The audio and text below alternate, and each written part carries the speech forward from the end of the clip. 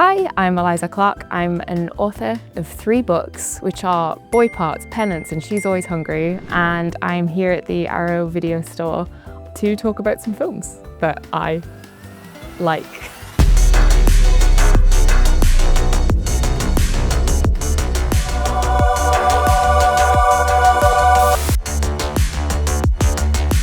You know what? I'm gonna grab Ringu first. I remember the first couple of times I saw it, I thought it was the most terrifying film I've ever seen. And now I've rinsed it so much that it's like a comfy, cozy film for me. There's a really funny bit in the first film. Well, funny only to me because I've seen it like 50 times, where the protagonist and her husband are on a boat, but they're obviously like not on a boat, they're obviously on a camera, like just on a soundstage, and the camera's doing that. And he's sort of holding her from behind and gently rocking her. And every time I watch that, I think, I wish I was being gently rocked by that famous Japanese actor on a boat. Just looks very nice, looks very cozy. It's not a cozy film at all, but it is to me now. And the sequels are weird for these. Ring Zero is like one of those ones where you just get way too much information about everything. And I just don't care to remember Ring 2.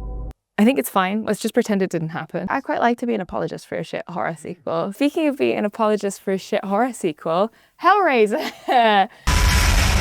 Hellraiser, there are no limits. Where I feel like the first one is obviously kind of a perfect horror film. I think the second one's really good as well, but I feel like most people think the second one's really good.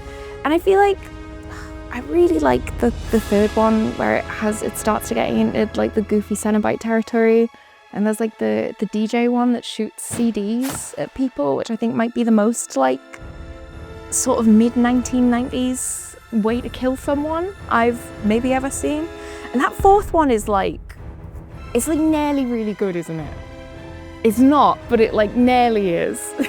We watch a lot of films together with my partner, and I have a harder time convincing him to just watch garbage, whereas I am a bit more open to kind of like rubbing it directly into my eyes. God, and now I'm gonna have to turn around and see if I can grab something that's kind of garbo. I mean, it is kind of trash, but I really like Brain Damage and Basket Case. Brain Damage, Basket Case. They're so crunchy and so crispy, and I watched both of these quite for some reason I watched this like 2 or 3 times during lockdown. I don't know why. I really like the bit in Brain Damage where they're on the train and the basket case guy is there.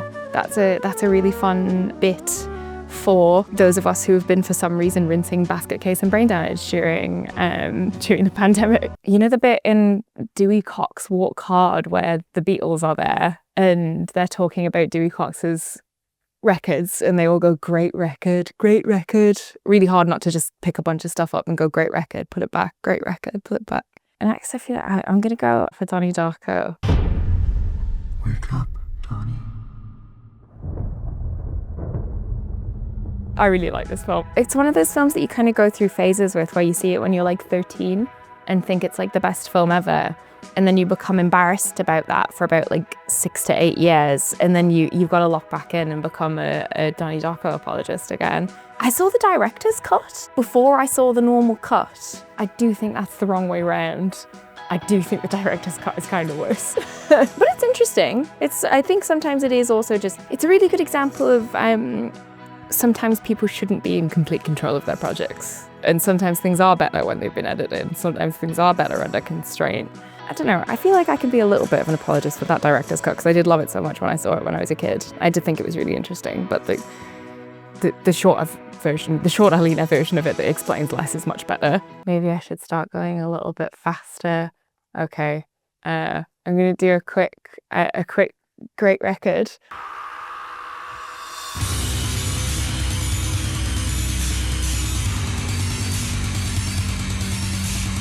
Just the films of Shinya Tsukamoto in general, but obviously kind of mostly kind of focusing on Tetsuo the Iron Man. I love Tetsuo the Iron Man.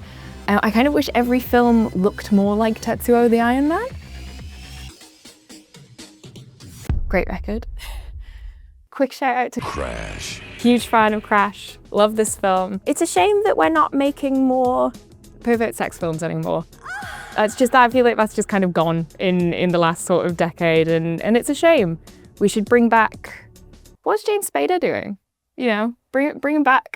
What am I gonna grab next? I'm gonna go Climax next.